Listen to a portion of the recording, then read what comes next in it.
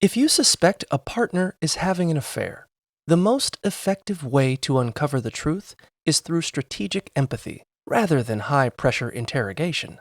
Start by priming them, casually asking about their thoughts on honesty to lower their guard before diving in. As they speak, listen for thin stories that lack self referential words like I or me, which can be a subconscious sign of distancing.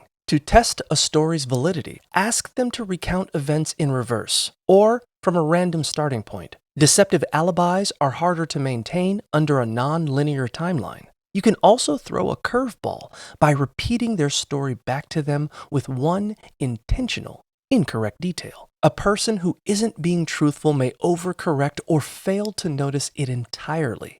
Though it may be hard, avoid taking an aggressive demeanor, as defensiveness may create more secrecy. Throughout the conversation, stick to open-ended questions. And if your partner does confess, stay calm and empathetic.